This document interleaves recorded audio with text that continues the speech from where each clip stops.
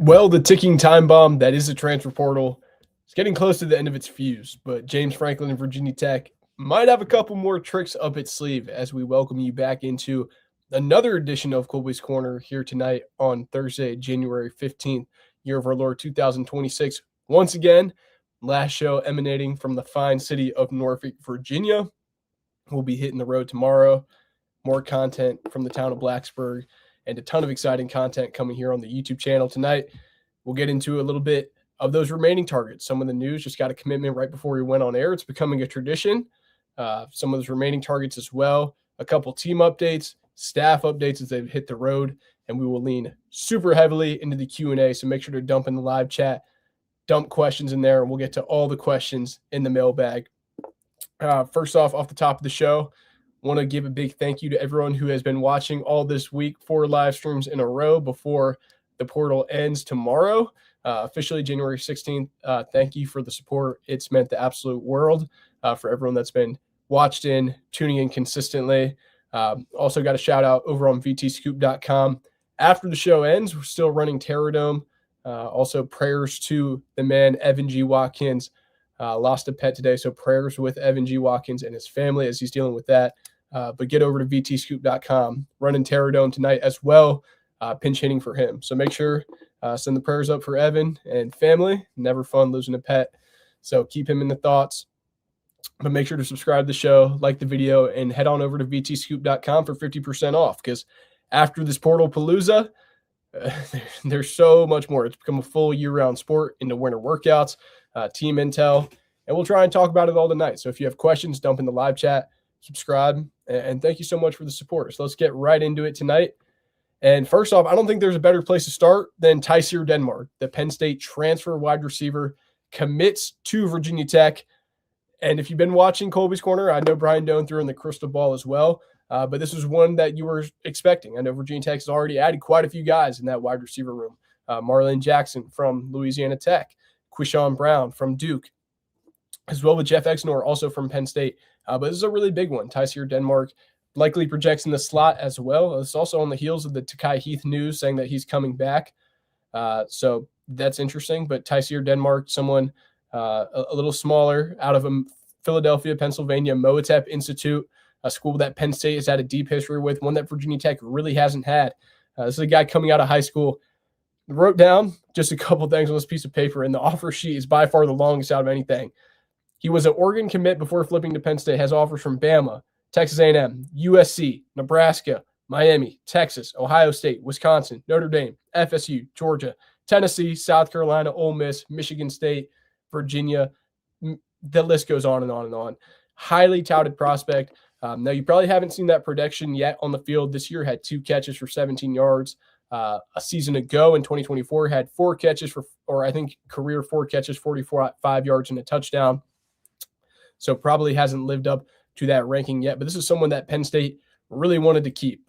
Entered the portal, announced that they were able to retain him, re-entered the portal, and Virginia Tech set their sights on him after already going out and backfilling a pretty solid class through the transfer portal. So pretty instantly became a target for Virginia Tech. And I think this is officially the end for Virginia Tech at the wide receiver position. I think they're pretty much all filled up there, but a really big get, and one that they certainly wanted and honed in on. Like I said, running Terror Dome, been a little bit of a crazy day. So make sure to subscribe. We'll get through some talking points and really lean heavily into the mailbag on the last live show of the week before we head to Blacksburg. But also remaining portal targets, if you're over there on Terror Dome, and also if you're following on the socials on X at Kolby_Crawford. And if you've been watching the shows throughout the week, we've been heavily hinting at the fact that Ohio State transfer offensive lineman was trending very well for Virginia Tech, entered the transfer portal with a do not contact tag, spent his first year at West Virginia under the tutelage of West Virginia offensive line coach Matt Moore, who is now the Virginia Tech offensive line coach. So the relationship is built in there. Earlier this morning, I threw in a crystal ball for Justin Terry to land at Virginia Tech. I still expect that one to get done. This is someone that played a little over 100 snaps last year, I believe. This is a tackle all the way. His frame, 6'5", close to 330. Who knows how it shakes out? I've been promoting this message all this week that no spot is going to be penciled in. This is someone I think could realistically come in and compete for tackle, maybe that right tackle position pretty immediately. Could come in, compete there.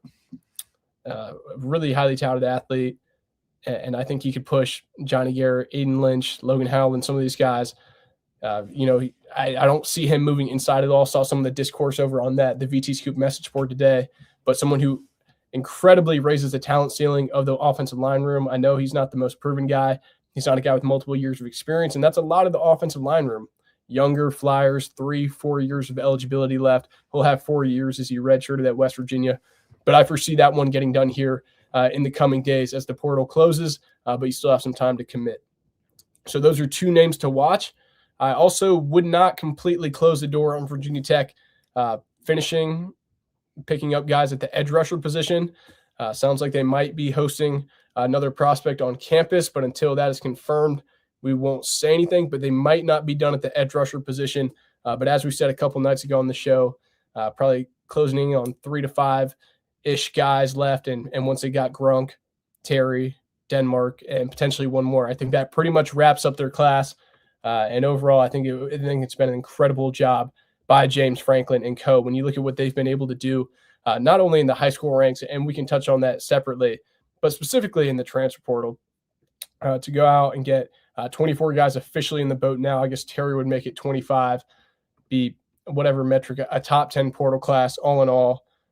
Very, very impressive. Really, when you look at it, the only miss, and we can jump into questions or anything, the only miss that the staff had that they targeted was Ethan Callaway, the LSU transfer tackle who ended up going to Wake Forest. And that was one that was done all the way up until the finish line. So I think really effective job of targeting and landing the guys that they wanted, save one player. So I think that's pretty much the wrap up on the transfer portal. Now there's going to be a little bit of attrition still, as you know, they're over the roster limit. We'll see how that all shapes out. It's Thursday, January 15th at 7:38. You have one more day plus some change in hours to enter. So we will keep you posted on vtscoop.com and here on any news. But yeah, I think that's the latest on the transfer. Tyseer Denmark commits, put a crystal ball in for Justin Terry, and Virginia Tech could be hosting one more edge prospect. But we'll keep you posted on vtscoop.com as more details become available. Make sure to subscribe to the show, like the video for more content throughout the year, college football all the time. The train is just getting started, not slowing down at all. But next up, it's kind of a weird period where, you know, the period during the transfer portal goes dead. You can't host any recruits, but the coaches can get out on the road. And in talking to people, it was made well known that James Franklin is a head coach in this day and age, and it's become awfully rare for head coaches to hit the road as much as James Franklin does. And he made the most of his time yesterday as they've been out on the road and talking to different people. From what I'm hearing, he went around and saw all of the 757 commits last night: Cam Johnson, Thomas Wilder, Xavion Cleveland, Tyrell Grant. I don't think I'm missing anyone, but rave reviews today and just talking to different people.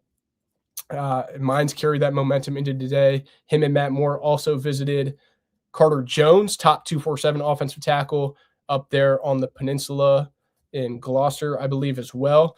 So mine's had another roundup, was at Western Branch today, hit some other schools. And in early reviews of Franklin in the 757 was overwhelmingly positive. Just his ability to, even in the shortened time frame, make such an impact. Sounds like those went incredibly well, working hard. And also just the college coach. I was only able to talk to a couple college coaches here high school coaches before I went on, and very, very rave reviews. Early, Fontel Mines has himself established. James Franklin has himself established in this area, but first real touch point in Virginia Tech, maroon and orange, and sounds overwhelmingly positive early on. And just talking to a couple sources here in the 757. So that running backs coach Norville McKenzie was down in South Carolina, I believe, into Georgia, checking in on some players. Aiden Gibson, running back down there in Woodruff, South Carolina, I believe. Quarterbacks coach Danny O'Brien extended down there into Tennessee. So as you're sort of trying to piece together which areas are getting covered, that's clues that in a little bit as we expected. So, but overall, coaches out on the road, early returns, exceedingly positive from Franklin, touching it with the commits in the 757 as well, with Mines carrying that momentum into today. what a great day. Like I said, I leave for Blacksburg tomorrow, was able to check in, break bread with a couple people here in Norfolk, Virginia, that were really good to catch up with before I get to head up to school. So shout out if you're watching. Shout out Yaya and Papu for coming over as well, getting dinner with them before we leave. So that was amazing. So make sure to subscribe, like the video. The next section we're going to get into is, I think, a question that I'm sure we'll get in the comments as well. And I need to preface it that is still, I know it's not early, you're late in the cycle, but early on this news and just trying to track it down. A lot could still play out here, but a name that come up when you're just digging, trying to sniff out any smoke on the trail for the empties vacant safeties coach or co-defensive coordinator position at Virginia Tech. In talking to different people, a name that came up, big qualifier early, a lot to play out, is Indiana's safeties coach and defensive backs coach, Ola Adams. Originally from Virginia, still currently coaching the Indiana Hoosiers in advance of the national championship. Still a ways to go, like I said, on that front, but that could certainly be a name to watch as it plays out. There's a couple names, as we talked on the last show, Ephraim Banda, who was the Brown safeties coach, I believe. I think there was interest there. It was not reciprocated from Banda to Virginia Tech. And it's kind of been that way. I think James Franklin has reached out there a couple times at different points in his career and hasn't received the best feedback. And then as well with, Lamar Morgan, the Michigan safeties coach. That one got pretty deep into conversations, it sounded like. And then just some blockers held that up. So still looking, but that was a name that popped up early on, but could certainly be one to watch as we're still on the trail searching for that. As actually was just posted right before we went to live, former Steelers, former Titans, and I guess former Texans defensive back assistant secondary coach Anthony Midget, the Virginia Tech letterman, just changed his Twitter profile, officially the Virginia Tech cornerbacks coach. And then talking to different people around the NFL, agents, guys who have been hands-on with Midget at the NFL level, exceedingly positive reviews. And I think it's overwhelming with the staff. But I think Midget is a really under-the-radar hire for not only being a letterman, but his professional experience and hearing just the reviews of how he handles business. I think it's a really big win. So officially just changing his Twitter, that was big. I think it was his first tweet in 8 years, obviously being in the professional ranks. So I think that'll be big. Seeing how he recruits, it's definitely still a lot to be seen, but I think that's a really big hire. And also tying in with that, the staff, Norville McKenzie has seen a lot of ball. I don't think there's many questions there. Sean Spencer, don't think there's many questions there. Brent Pride, been a coordinator for a long time. That's a little off the field narrative questions probably. But when you look at offensive coordinator Ty Howell, I think people will point to his inexperience. Early reviews, but I think that this is an offense that's going to push the ball down the field. And that's why you go get a guy like Ethan Grunkmeyer. But this is not going to be a copy-paste of the Penn State offense that you got locked in with, that Big Ten style offense where you're handing the ball off a ton to Katron Allen and Nick Singleton, and the tight ends are there. Now you're going to run a ton of 12 personnel. You're going to have 3 tight end sets. But they're going to, early on, sounds like James Franklin's got his fingerprints on it, and they've got some nice concepts cooking up. I think it's going to be an exciting offense. A lot still to come together and fruition and mesh together in spring. But I know there's going to be reservations about a first full-time season play caller. But some of those concerns, I think, have been spelled in talking to different players, people just adjacent to it who have worked with Ty Howell before. So those are a couple notes. Make sure to subscribe to the show. Absolutely insane support on the show. The feedback's been insane as well, as we're just trying to continually roll out the best content. Going to have more player interviews tomorrow. Going to have a quarterback on the show or a video with the quarterback tomorrow night. So probably post that on Saturday. Don't want to miss that. And yeah, so make sure to subscribe. We got a ton of good stuff coming out. Going through my notes here. So as for the roster, players are getting back on campus. A lot of the transfers are already there or starting to get there. It sounds like all players are going to be back relatively around this weekend, and they're going to get, I think last night I said they're going to have that week off for workouts, but I think they're going to get pretty much right back into it because you're bringing so many new guys and new faces. They're going to have a pretty big welcome, get to know each other type event. centered around the national championship. Sounds like that Monday night, they're going to try and bring those guys in and all hang out, get to know each other, watch the national championship. A couple roster notes as well with that. We've been talking about it on the show, but I think Brett Clouderbaugh is going to be moving back full-time to linebacker. So you bring in Keon Wiley, you got Caleb Spencer, still up in the air on Antoine Santiago, Noah Chambers as well. So seeing how that linebacker core shapes out, but I think Klatt is moving back to linebacker. Another question mark that popped up, and maybe some other people are running with a foregone conclusion that he will be back for sure. I think it could come into a little bit of limbo. Montavious Cunningham looking for one more year of eligibility from the NCAA. So requesting to extend his eligibility. That could be a flagger because he, albeit probably got banged up, hasn't seen the production since coming from Georgia State that you probably would have thought for the last couple seasons. But this is someone that's seen a lot more college football than some of these younger developmental prospects. So that would be definitely a big blow or something to watch for Matt Moore in that room.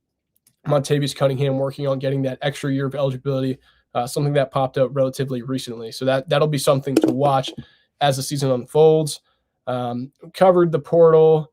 On the high school side, there was questions and was trying to work through out of Hopewell, Virginia, Hopewell High School. Some questions on Tyron Richardson. I think maybe the steal of the class, and I don't know how you can be a steal when you're 6'3", 310, but someone out of Hopewell, Virginia, on if he was going to be able to early enroll. Can confirm that he will arrive early. And, with that extra 3 months, extra couple months in the program, I think he's someone who realistically on the interior could see time, especially if this redshirt rule passes of 9 games. I think you could see him have an instant impact on the inside. Just a really dynamic athlete. And when you see the events that he runs in track at that size to move at that speed, just so physical. You understand why Brent Venables and all these other programs were hard after him. So to get him in there early is big. And then just trying to think if there's anything else. Just wrapping up here before we get into questions. Dump any questions you have in the live chat. The high school recruiting ranks, I know the actual signing day, not early signing day, will happen in February. There are a couple targets at this point that Virginia Tech could maybe move on. Not quite worth speculating at this point until more details evolve. And as well with Isaiah Pena, I know he's the one player that didn't sign. That's one that also is to watch here down the stretch as things play out. So I think that's most of the updates here on January 15th. Remaining in the portal would be remaining in the portal, Justin Terry, as we said, with that, as well with Tyseer Denmark just signed. Those are the 2 names. Got a little lost there. But yeah, and then potentially edge prospect that they're hosting.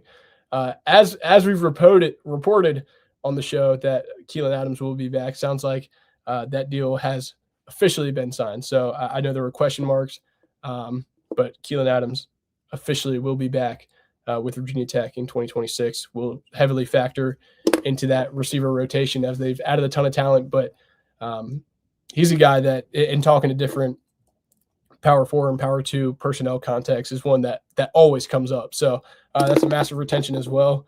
I know there's still questions on Benji. Benji should be coming back. So that's a ton of production coming back. All right. With that, let's hop into live chat. Make sure to subscribe to the show. Follow along. Like I said, we're going to have a ton of single videos coming out this week as well. So stay tuned for that on the channel. The support has been insane. So if you have any questions, let's jump into that. And even after we get off of here, head over to vtscoop.com because Terradome rolls on into tomorrow morning. We got muted what? So Kolby, are we sure that Grunk is really signed with Virginia Tech? Couldn't resist. Man, what a saga. I don't know. We'll definitely look back on and the James Franklin saga. I feel like I came on. That was right when the show was really kicking off. And I came on here. I feel like I was echoing a lot of the same things for the last couple of weeks of the James Franklin saga. And it felt like that with Grunkmeyer. I took the week sabbatical out to Colorado, and really nothing changed on that front except, I know people want some more background. Sounds like he changed agents. Agent was redlining different items, was working through some professional contracts for different clients, and it just kind of got pushed to the back burner. At this point, there's a whole on Twitter on the message board. I caught up on like 30 threads with crazy, auspicious claims or whatever. I mean, that's pretty much what it sounds like, but there was never really any wavering. But Miami's still looking for a quarterback.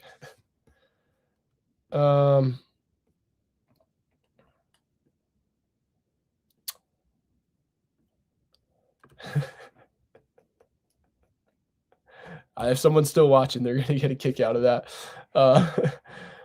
Ate EJD 1171. Any chance with Mose Phillips coming back? I do not foresee a pathway for Mose Phillips to come back to Virginia Tech. Don't foresee that one happening. I know there are questions about Fahim Delane. Also, don't see that one happening. I think they're probably set at safety. Like I said, I'm going to take James Franklin, Anthony Midget, Brent Pry. They know they've seen a lot more ball than me. But just looking at it, I think they're might be a little short there. You got Jordan Bass, Tyson Flowers, Sheldon Robinson is fully poised to step up into a bigger role. But you might, like I said, they know a lot more ball than me, but I think probably a little short there at the safety position. But I don't expect Mose or Fahim or them to add anyone there at this time. Colton Ratliff, does Virginia Tech get involved with Alu Ba, the offensive lineman from Maryland? No, I don't expect them to, but that is pretty funny yesterday. So enters the portal, in for a couple hours, takes his name out of the portal for all of 5 to 8 minutes, instantly back into the portal. I think he's on a visit to Ole Miss right now. But no, I don't see Virginia Tech getting involved there. But I just think that's funny. We're in, out, indecisive. Mark Bass, question, do you see any more portal departures from Virginia Tech players? The numbers always work out, and they're going to have to work out right now. They're over the scholarship limit. Now, is that probably going to be some walk-on guys having tough conversations in this day and age? Most likely. I think they're relatively set elsewhere, though. A couple more additions through the portal, but I think you will see some more roster shed. Do they stay enrolled as just students? We'll see how they work out with that, but I don't see a mass exodus of guys entering the portal tomorrow, or contributors or guys that you're really looking for. Ron Judy, how probable do you see Ola Adams as the safeties coach / DC? I would still put that relatively low. Still a lot to play out there. Just a name that had heard him multiple times and then popped up again. So when there's smoke, there's fire. Just something to watch, certainly. But like I said, coming out of the coaching convention, it was relatively quiet. So that makes you think, hey, is it a college coach? Could it be a professional coach? If it's a professional coach, there's only but 8 teams playing left. So I feel like Santa Claus, checking a list and checking it twice. Gaber SC 4744. What happened with Matt Colangelo? So Matt Colangelo, special teams assistant or special teams analyst coming from Penn State, was going to be signed on for Virginia Tech there. And it was Justin Lustig's guy. So Justin Lustig was a Nichols and special teams coach at Penn State. Was pretty much all but done for Lustig to follow to Virginia Tech as well with James Franklin. That fell through. Matt Campbell retained him. And Colangelo, kind of like a yo-yo.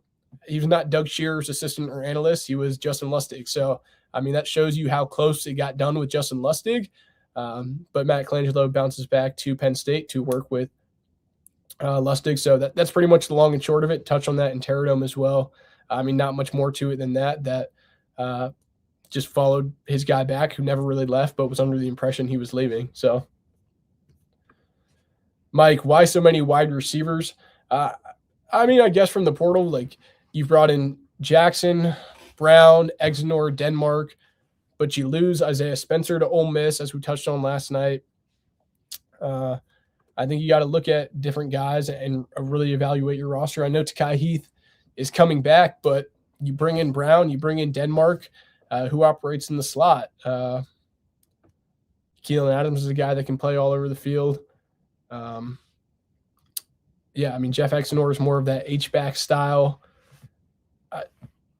I think they've done well at the wide receiver position, but, I mean, when you look at the experience, Exenor hasn't seen many snaps. Even Denmark has 3 years left, but he hasn't seen many snaps. Even Chance Wiggins, Keelan Adams, both those guys, all these highly rated guys, they haven't seen much. Like, Aiden Green is going to be that guy, no doubt. Keyshawn Brown, you bring him in, all ACC type guy. He's going to automatically start in that slot. But I think you need a little bit more experience, and you're banking on talent, and they've really targeted the guys they wanted, and I feel like they've increased the talent level in that room as well. Trying to think about who else portaled out from the wide receiver room. Devin Alves, Micah Matthews. So Cam Seldon, forgot about him there early. Tucker Holloway. So, you had to backfill a little bit. And I think on paper, you could certainly say that you've upgraded at that position.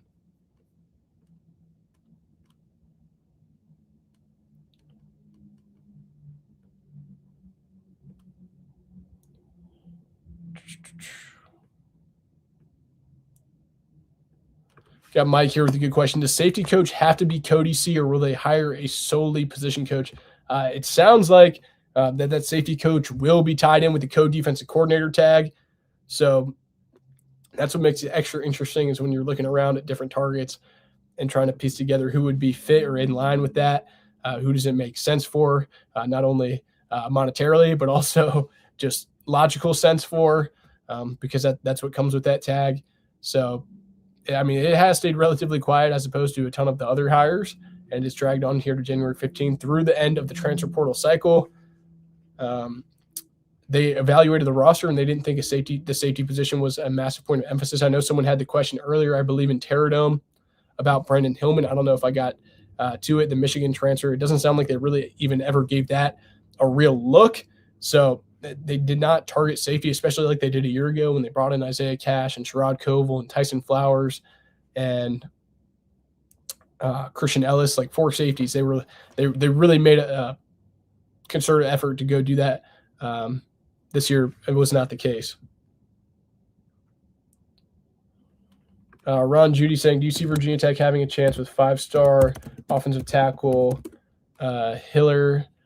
I believe you're talking about Maxwell Hiller.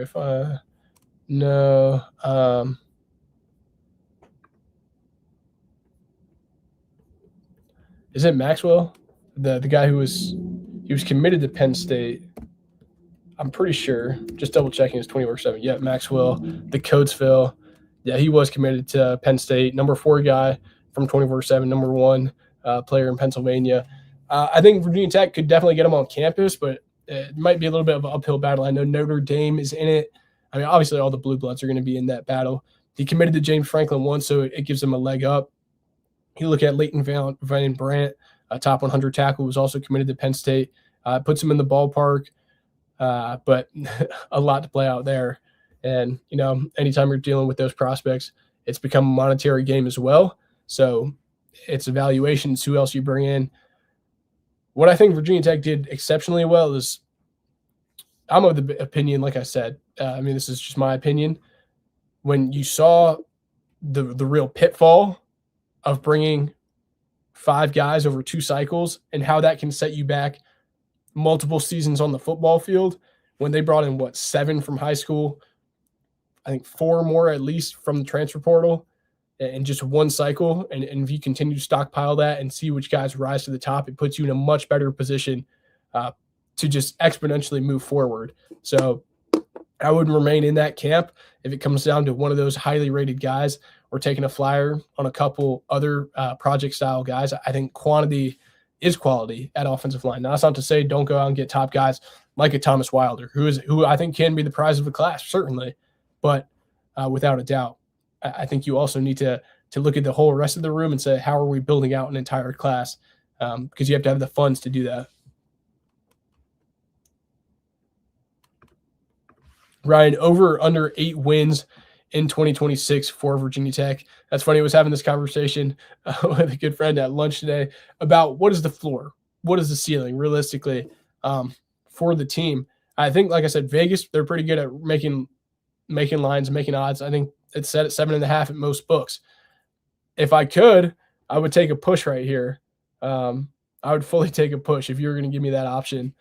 Right about 8 wins, I think is probably where they'll sit, 8-4. You got a tough schedule and things are crazy, but just for, I'll go over just with the way there's so much uncertainty in the ACC. Georgia Tech has lost their entire staff. Clemson is reeling, especially at the quarterback position. What are they going to look like? I think SMU is going to be legit. Miami's going to be legit at positions in the trenches, but who's their quarterback going to be? I think Virginia is going to see a little decline. I think Duke could, again, with Mensa, be at the top of the league. Boston College are what they are. Pitt, on the offense side of the ball, Heinschel can throw the ball around the yard, but the defense, you lose your DC and a ton of personnel on defense. Trying to think about who else is. North Carolina, still a lot to figure out there. NC State, you have CJ Bailey, so that keeps you in discussion. So have an elite quarterback. Like I said, I think Duke could seriously be in the mix. Florida State, quite a few question marks there at Florida State and the product they roll out. Norvell, what happens there? How long into the season does that shape up? And then the Cal and Stanford, Jaron Chiave Sangapulatele could be ACC Player of the Year for all you know. Had an incredible freshman year. So I think it's pretty wide open. They avoid quite a few of those games on the schedule. I would say close to 8 to 9 games, but if you're going to make me not push 8, I guess I'll go over for right now, January 15th. I know some of the road schedule stacks up pretty tough, but a lot of those home slate, just looking at it on paper, before injuries, before fall camp, before anything, it has to stack up pretty favorably. And obviously James Franklin knows that when he's going into the ACC. You're not facing the Michigans, the Ohio States, now in the new Big Ten, the Oregons, the Nebraskas, the USCs of the world year in and year out. Boston College is not really a world beater. Duke is up, Virginia is up, but typically those programs, Wake Forest is up, but I mean, those programs are not typically world beaters like the Michigans, Ohio State, Oregon. So I think they slot pretty well overall. And when you look at what they've done at the talent of the roster and also improving the coaching staff, what a job in such a short time. I'm Scruzzy. When is James Franklin hopping on the pod? We've got some stuff cooking up, hopefully. So stay tuned and subscribe. Mike, could Anthony Midget dial in as co-defensive coordinator? I don't foresee that. Haven't heard that. I guess there is a potential that I don't foresee that, him getting the co-defensive coordinator tag at this time. I don't.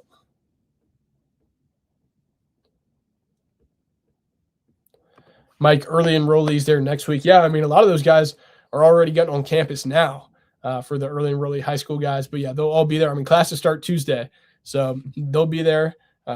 A ton of the guys out of the 20 signees. We'll have an article running over on vtscoop.com. So make sure to go check out vtscoop.com, running 50% off for the next couple of days. But we will have an article over there. It's actually a really cool article.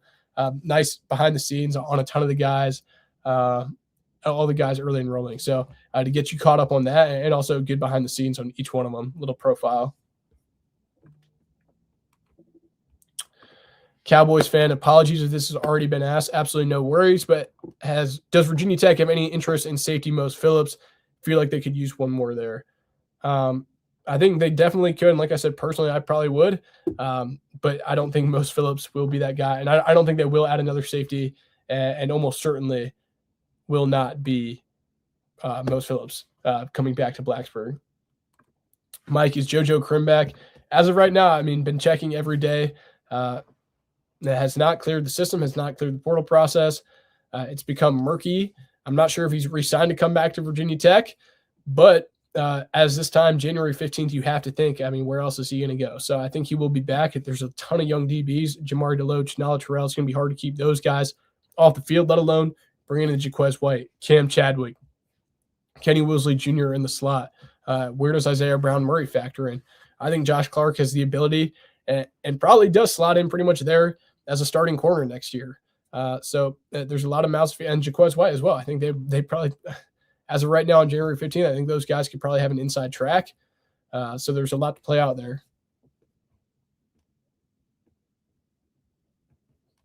VT Hokies 2022. Kolby only shreds greens. Nah, man, we were ripping the double blacks. Probably stepped a little bit outside our comfort zone, ripping the ibuprofen on the last day. But no, man, that was an incredible trip. Sorry I left everyone hanging for the portal season, but I'm absolutely not sorry. We'd do it again in a heartbeat. 437-3FG asking, who are the quarterbacks for Virginia Tech next season with Grunkmeyer signing? So look at the room right now. Ethan Grunkmeyer, 3 years of eligibility left, coming from Penn State. Started those last 6 games. You saw some pretty rapid improvement. Was close to 1,900 yards in those games. 8 touchdowns, 4 picks, 69% completion percentage. they're going to throw the ball around the yard with that guy. You bring in former top 247 guy, Bryce Baker. Make sure to stay tuned into the YouTube channel. Got some exciting stuff coming from Kernsville, North Carolina. Was Mac Brown's top recruit there at UNC. They bring him in, a little bit more of a mobile threat. I think something to watch in Ty Howell's offense, Danny O'Brien. When they had Drew Aller, they really utilized Bo Pribula in different packages. Grunkemeier's not the most mobile guy, so I think that could be something to watch. So Bryce Baker, 4 years behind him, as well with Keldon Ryan from DeSoto, Texas, DeSoto High School. He'll be there. It's interesting to see what mass he's put on this offseason, as well with true freshman early enrollee Troy Hume coming out from California. Those guys, AJ Brand, still listed in that room, I believe, but a lot of smoke for a while now about him potentially moving to that running back room. So that'll be something to watch. But those are the guys that Virginia Tech's going to be rolling with.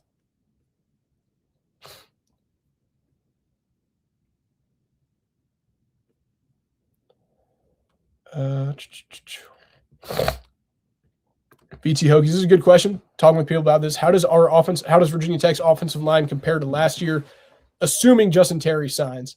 Yeah, I think you've increased the talent level without question.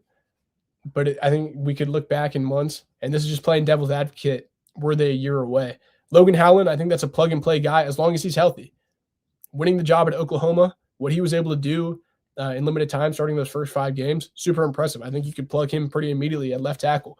If Terry comes in and is as advertised, he could realistically win that right tackle job over Garrett and Aiden Lynch potentially. If that doesn't come to fruition, you get banged up. Like I said, Montavious Cunningham working for that extra year of eligibility. Doesn't sound like that's a shoe-in. There was just a result in court. The Freeman, what was the case in court? But we'll see how that plays out, because that's someone that you could see shifting inside at guard. If you don't have him, you got options of Lath Ganem, Brody Meadows, Gavin Crawford saw some reps there. Does Ben Azuka come in and contribute? Does Michael Troutman kick out to guard? Who's going to stand out? So I think that's something to watch. Overall, Justin Bell at tackle, like they've brought, from a standpoint of depth and talent, it's been massively increased without a question, but there's not a lot of proven ability. And I was also talking at lunch with the same guy. It's different than wide receivers, different than quarterback. You can go throw routes on air. You can throw with your guys. It's different when you put hands on another person for 50 snaps. It's kind of hard to simulate that until you're thrown into the fire. You kind of have to see it to understand it. Now, you can simulate that in practice without a doubt, but it's different when it's in a game, a team that's wearing different colors than you. So I think you're banking on a lot of projection, and those bodies will work themselves out. So I think the offensive line will be improved, and it's going to have to be, because Grunkemeyer is not the most mobile guy, but for proven production, not exactly. But I think they've got a ton of really talented players. Randall, Big Irvin, 1153. Any word on safeties, coach? Touched on it just briefly. Ola Adams from Indiana is one to watch. It's early, and still trying to decipher through some things, but that is certainly a name to watch. Next question. Any top 10 guys from Virginia 2027 class that Virginia Tech is targeting? Without a doubt, Virginia Tech is targeting pretty much all the top 10 guys in Virginia. I mean, like I said, we're in transfer portal season right now. A lot of this will become a ton clearer after they hit junior days. A lot of the staff is just getting their bearings. But a lot of these guys were cross-recruited by James Franklin. I'm pulling up 24/7 top 10 rankings now just to get a decent idea, because, I mean, I can give a semi-rundown of where things stand. But Chris Whitehead out of Lloyd C. Byrd. I mean, Virginia Tech will get involved, but I don't know if I see that really coming to fruition. Noah Glover just took a picture that got pretty popular on the social medias with Glenn Schumann, the Georgia defensive coordinator, the number 2 player. James Franklin has certainly got himself way back in the mix there. Number 3, top 247 offensive tackle, Carter Jones from Poquoson. I said Gloucester earlier, meant Poquoson. Sorry. But Fontel Mines and Matt Moore were in the school there today. Clemson's going to be big there, but, I mean, a lot of unrest at Clemson. Tennessee could be big. Georgia has all the big offers. Was down at Texas with Sark, but Virginia, James Franklin really gets them back in the conversation. That's a massive recruitment. As well, right behind him, Junior Sanders, Woodbury Forest guy. James Franklin, Virginia Tech, certainly in the mix. They took Hudson Zell, a very, very, very, very close friend of Junior Sanders. Sheldon Robinson, also from Woodbury. So that's one to watch and a really big recruitment. Demarcus Brown committed to Virginia at number 5. Don't know. I mean, Virginia Tech was involved. I don't know if I see that one shaking. Ivian Lewis, wide receiver from Huguenot High School in Richmond. Virginia Tech will certainly be involved.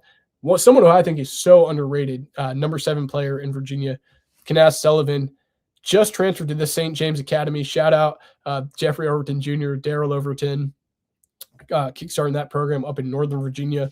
I think he could be, if he has a senior year, I think he's capable of having. I think you could see him skyrocket on the rankings and safety. I mean, just an athlete.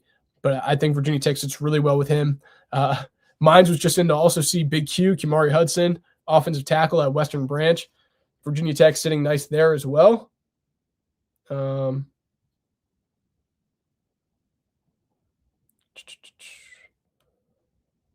Just seeing if anything's popping.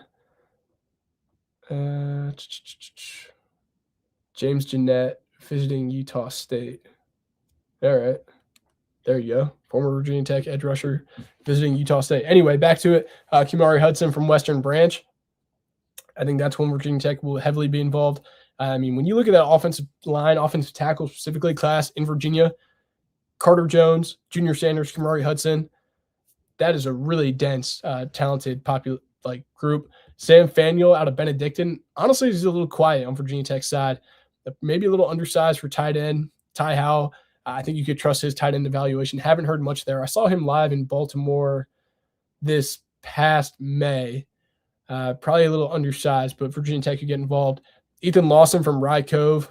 I could see Virginia Tech involved. Brody McNeil. Shout out Chris Arvin. Godwin High School. Committed to Ohio State. Don't know if I see him walking that back. Zavon Ziggy Miller at 13. Safety. I could see Virginia Tech in the mix there. Derek Fisher, the cousin of Michael Vick, committed to Virginia. I could see Virginia Tech getting back in the mix there. Another super talented athlete from Bethel. And those are just a couple names. Eltonino Hicks down the list. Potentially Gene Jones from Hampton. So that was just a pretty basic spotlight on some of those guys. But, yeah, I could see Virginia Tech in the mix on those guys. VT15 Hokies, when will Cunningham know about his eligibility? Will we take 2 offensive linemen if Virginia Tech can't get his waiver? I'm not sure at this point. On the offensive line side, it's gotten a little bit more quiet. Like I said, put the crystal ball in for Justin Terry and potentially expecting maybe one more edge rusher. Beyond that, haven't heard much. There's always the chance for a surprise, but I'm not sure if they're going to take one more. Robert Wilson, any word on Penn State linebacker Amari Campbell? I was talking about this earlier. Amari Campbell committed to Tennessee to go play for Jim Knowles, who was the Penn State defensive coordinator. Obviously, Anthony Poindexter also followed to Tennessee, but Amari Campbell is going to Tennessee. Shout out Dwight Vick. Reposting clips of us chopping it up. Make sure to go check out the Victory Life podcast with Dwight Vick. It was fun jumping on there with him. Got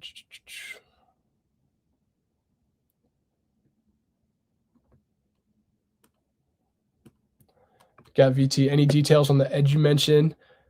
Not yet. And if they were to come out, vtscoop.com, waiting confirmation here on 8 p.m. We'll see, but not confirmed.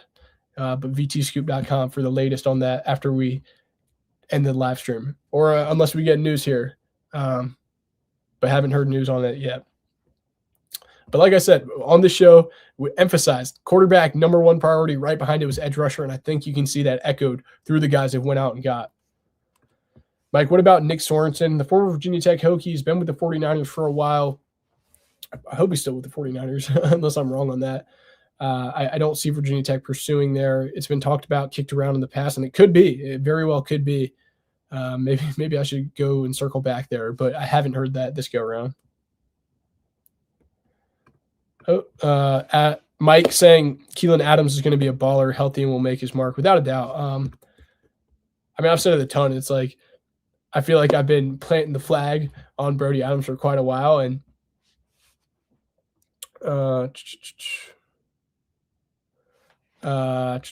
also just getting intel from Someone saying, why can I not recall his name right now? Oh, Derek Fisher, excuse me.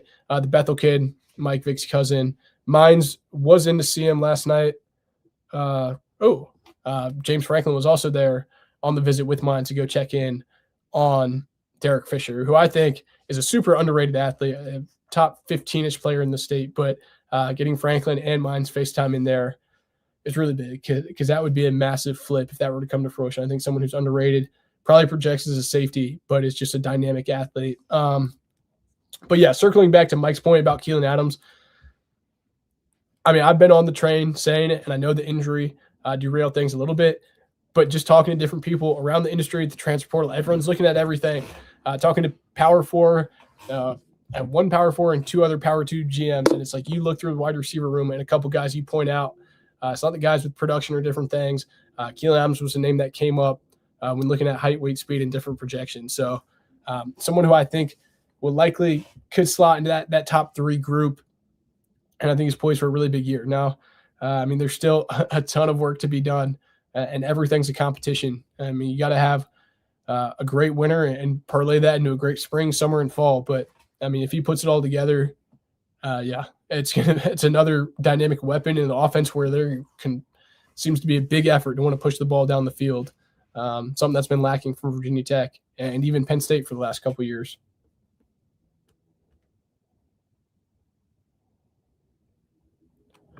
Muted what wide receiver was a weak spot due to injuries and consistency. Needed some help there, especially with the new quarterback who's an actual passer, without a doubt. That's a big part of it. And they reloaded that room as well. I think when you look at pretty much every room, there's not one you can say that there was a net negative. There was a net positive talent upgrade pretty much across the board. Now, how does that come together? Not sure. You've seen a ton of teams in the transfer portal and bring in high school guys, and it doesn't click. A lot of times it's a new coach or different situation. I think James Franklin has a pretty good finger on the pulse on how to put that together.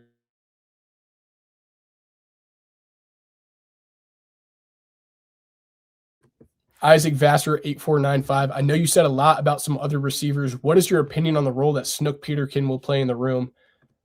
I think Snook is such a dynamic athlete, and playing football and basketball is amazing. And it's something that everyone dreams about when they're growing up, without a doubt.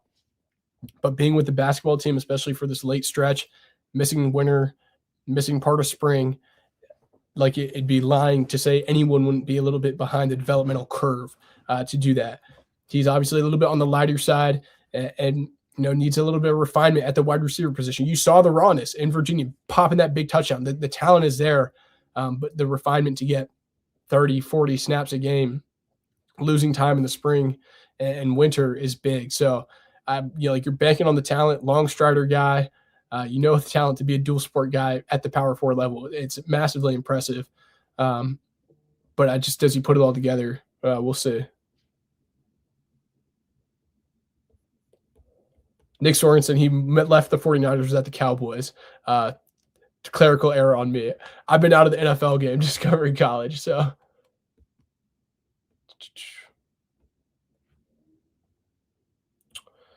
Got VT Hokies 22 saying, what type of scheme on offense do you see them running based on personnel? I would expect a lot of 12, 2 tight ends, 3 tight end sets. But at the same time, they're going to want to push the ball down the field. I think a lot of that's hopefully to be seen or come out in spring and talking to different people. Obviously, they're going to want to guard their cards with a real first-time play caller. But I think you could see some of that. We'll see how much we get. Hopefully get a couple coaches on the show and some availabilities here soon when we get back to Blacksburg.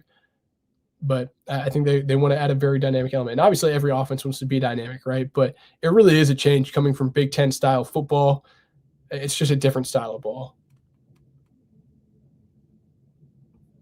Yeah, and you do what? I think this kind of wraps up exactly what I said. Snook is going to have to put on a little muscle while balancing his basketball schedule.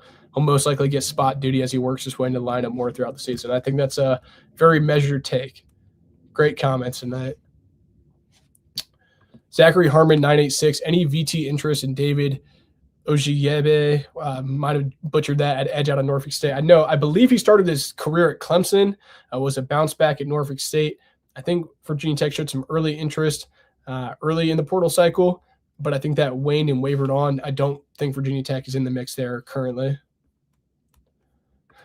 Shout out Dave the Barber. Over under 2 5-star commits for Virginia Tech for 27 class. I will go under 2 5-stars. There's only 32, and there's quite a few teams in the running. It'd be interesting. I'm going to look up Penn State's recruiting class. Obviously, Aller was a 5-star. How many 5-stars? Obviously, this 26 class, they only brought in 2 recruits. So that muddies the waters just a bit on that front. But in the past, how many 5-stars have they brought in?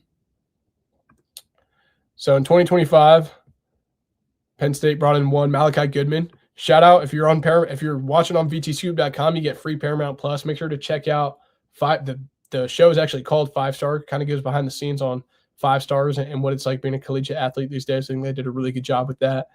Side promo, Paramount Plus. 2024, 1 5-star, and guess who that was? Luke Reynolds, who is now a Virginia Tech Hokie, the tight end. So 23, they brought in 1 5-star.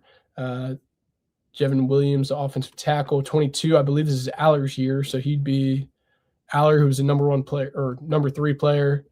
Oh, wow. And 23, they brought in 3 5-stars, Aller, Singleton, and Dennis Sutton. So all those guys turned out to have pretty good careers. So in the 22 class, 3 5-stars, and we'll go back one more year just to see a little sample size. And 21, Landon Tangwell, who now has a very impressive show on YouTube. Shout out him, was a 4-star, but no 5-stars in the class of 21. So, yeah, I would go under for now.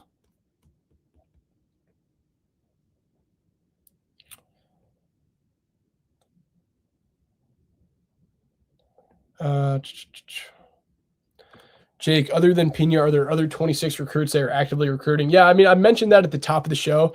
There's a guy who has a history with Virginia Tech that could get in the mix. Sounds like there's muddied waters at a school. I think it's just pure speculation at this time. What Virginia Tech was able to do in their class, I don't know if this certain player becomes a take, but they are looking. Every school is looking. Like you'd be not doing your job if you're not looking. But it'll be interesting. As we get out of this portal cycle, we'll keep you updated, but it is something to watch. So good question.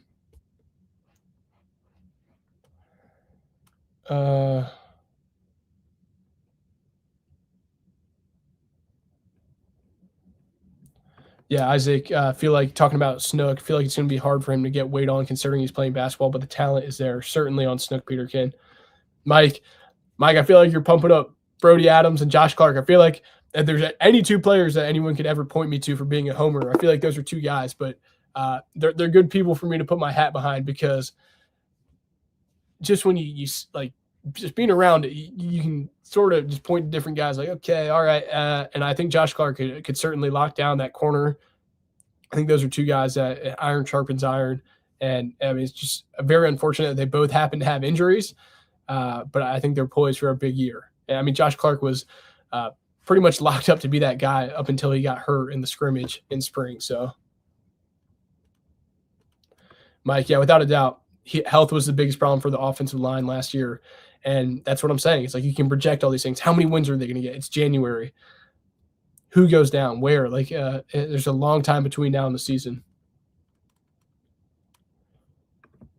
Todd, James Franklin has pretty much done everything that he said he was going to do so far. Pretty impressive, yeah.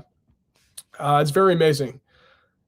Through the transfer, like I said, pretty much every guy that they targeted and they seriously wanted, they got, with the exception of Ethan Callaway, and that was the ordeal that came down late down the stretch. He's someone who, demands respect, but I feel garners respect. And that comes with someone who's been a head coach for a really long time. Even in an evolving age, a new era where power to the players, right? Like I'm all for power, giving back to the players. The pendulum maybe swung a little bit too far, and it's hard to instill culture. It's hard to build a program, try and get 105 people all pulling the rope the same direction. It's exceedingly hard when you have monetary distractors. Just everything in the way, social media, anything you could imagine now in this day and age, pulling you away from one common goal. And I feel like early on, he's been able to try and get everyone immediately back on the same page. And I think that's really impressive. It's not surprising. That's why you go out and get someone like that. But just early reviews, it seems to be going that way. And it's somewhere that Virginia Tech hasn't really been in probably close to a decade since Frank Beamer. Shout out Logan Sipser. What's your thoughts on Pop heading over to UMass? They earned a new fan out of me. Logan Sipser, shout out. Appreciate the comment. Yeah, that's a big pickup for University of Massachusetts. Pop Watson head back home, and I think he'll do well there. Obviously, Massachusetts struggled mightily this year. There was a little bit of drama with the Mass program and former Virginia Tech Hokie Malachi Madsen, number 54 if you're on VT Scoop for the memes there. But I think he'll do well there. Pop Watson probably was not afforded the opportunities that he deserved here at Virginia Tech over a certain time. Was probably a little undersized always for the Power 4 ranks, but came in, added a ton of mass to his body, and, getting closer to home. I think he'll do well there. So great landing spot. Looking forward to tune in to some Mass football. Shout out, Logan. Got one more comment from him. Also, what's your thoughts on the new UVA quarterback class? Those 2 transfers are looking nice. Could be a scary team again. Yeah, I mean, you can't deny with the guys that they brought in, both Bo Pribula, one that was tied to James Franklin, as well with, I keep messing up his name, not Mason Heinschel, Eli Holsting, the former Alabama transfer. That's a pretty good quarterback room. They did reload. Now they lost Chandler Morris, losing a ton of guys along the offensive line. I believe they've just lost their offensive line coach, some very experienced guys on the defensive line. So they're going to be retooling a ton, but they've done well in the portal. They got Brandon Hillman, I believe, today. Does he pan out there at safety? They've certainly brought in some guys. Now, 11 wins is an incredible mark for the program. The schedule's a bit tougher this year. I would expect a small drop-off, but at the quarterback position, like you said, I think they've done well. All right, a ton of questions here. Getting close to an hour, but we still got a ton to go. So appreciate the support. If you're just joining, make sure to subscribe to the show. College football all the time. Mark Best, your starting depth chart. That's hard. We're going all 22 right now. I guess quarterback, Grunk, running back, Hawkins or Overton, 5 across the front, Howland, Ganem or Meadows, Altuner at center. Does Cunningham get an extra year? I think it's just hard to project right now. Terry or Garrett there at right tackle, wide receiver, Keyshawn Brown. Going to roll with Brody Adams and Aiden Green. On defense, Josh Clark, Jaquez White outside in the slot. I don't know who's nickel. Woosley. Does Harrell step up? Does IBM step up at linebacker?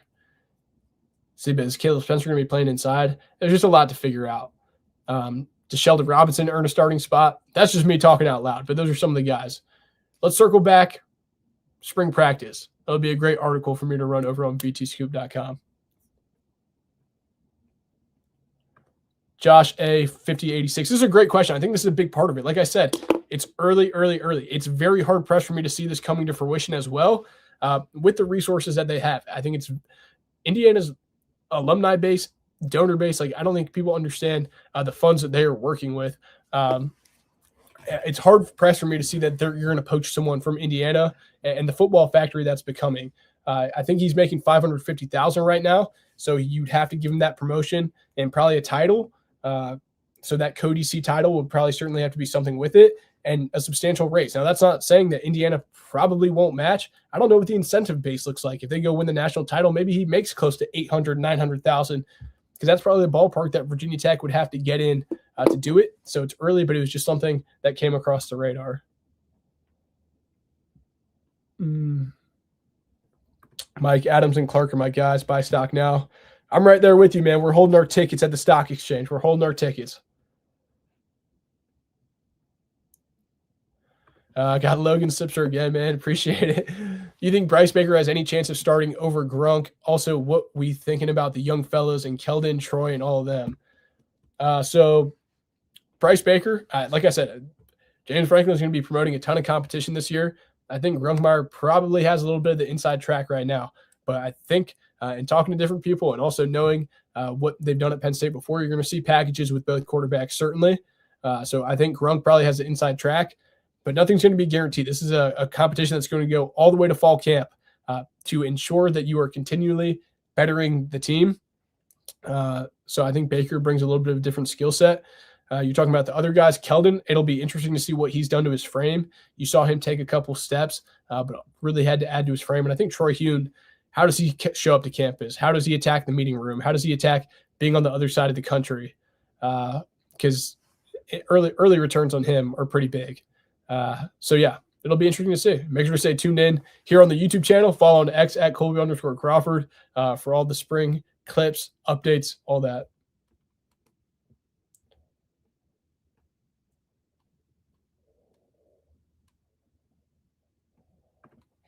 Lenson 8266 coaches and recruits have alluded to a different offense than what was at Penn State. Is that tempo, scheme, both? I think it's a little bit of everything.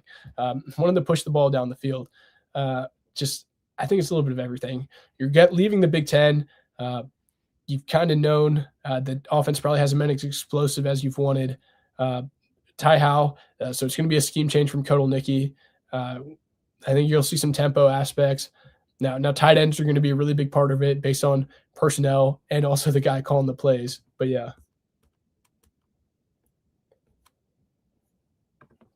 Twin, I'm excited to see the single-digit numbers being the best players on the team again. Let's go through that. So Aiden Green, 0. I don't think there's a 1 currently. Takai Heath, 2. Caleb Spencer's wearing 3. Josh Clark, 5. Keelan, 6. Chance Wiggins, 7. Let's go through that. That'd be a fun exercise. Oh, Q Reddish, 0. How'd I forget? So on defense, yeah, he'll be 1. Probably starting back there at safety. Aiden Green, both those guys likely poised to start. Takai Heath going to be fighting for minutes, certainly, at the slot. Caleb Spencer, going to see a ton of snap share. Josh Clark, Keelan Adams, we've already discussed him on the show. Jordan Bass, probably, with the way the safety shaped up, he's going to see a lot of the field. He just needs to stay healthy. Chance Wiggins, 7. IBM, 9. That nickel position, I think it's going to be really interesting to see how that shapes out. Wosley, Harrell, IBM, how did the snap share work out there? And those are the only single digits right now. Because we got all the new numbers for the incoming guys and also portal guys, so that'll be interesting. A whole nother round of content.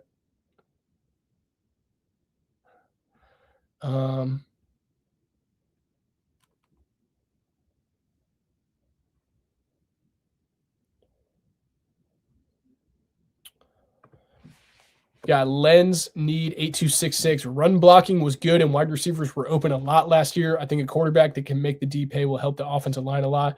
Yeah, you got to keep them honest. And they're at the back half of the season, the offensive line was so banged up and also just talent where they could really pin their ears back every play and get after the quarterback. And I keep going back to my lunch today, but man, we talked about a lot. And one of those things was when you can get after the quarterback and it's a 3 and out, and then you can just run and bully the defense around and not get edge pressure and get their quarterback pressured, and they can go on a 15-play drive that keeps your defense tired, and then the offense rolled back out there in a 3 and out. It made just a really vicious cycle. And I think this Ethan Grunkemeyer, Bryce Baker, I think these are guys that can keep the defense honest. You also have improved offensive line play. So you have to keep them honest. And then I think that was part of the reason why they really were targeted in going out in the portal and getting edge rushers that can change a game, because they were certainly missing that last year. Josh G 3832. Not sure if you've ever covered this, but what do you think long-term of Keldon Ryan? I noticed he held a Penn State offer. Yeah, Penn State offer, but you get anytime you're a quarterback in this day and age and there's a staff change, it's pretty volatile. It just is what it is. You commit to a staff, and it's just the way of the world. Troy Hune is right there waiting in the wings. You bring in Bryce Baker, who's the same class as you. I'm just not so sure how it shakes out at Virginia Tech. This spring is going to be really big to separate yourself, but we'll see how it shakes out. But, as you saw in the recruiting ranks, what happened with Cole Bergeron and Troy Hune, you're going to bring your guys in, and it's a tough reality of it. It's big-time college football. It's become a business, and it's just part of it at this point. But, yeah. Ron Judy, when would the new numbers come out and the transfers assigned a number? Probably relatively soon here within the next week, 10 days or so. So be checking HogieSports.com and as soon as it comes out, we'll have the latest updates here. But I think that'll do it for the show tonight. Appreciate all the support. It has meant the absolute world. Just feel absolutely full in the heart. Just what a great day. Great time back home, but back in the saddle, headed up to Blacksburg here this weekend. So thank you guys for the support. Absolutely insane. 4 live streams in 4 days this week. So thank you guys for tuning in. Hope everyone has a great weekend. Make sure to subscribe to the show. Stay tuned in. Going to have some interviews dropping potentially tomorrow and throughout the weekend. So a ton of exclusive content before these guys get involved. So you guys stay safe. Have a great weekend. Follow the socials for the latest updates. And until next time, peace out. God bless.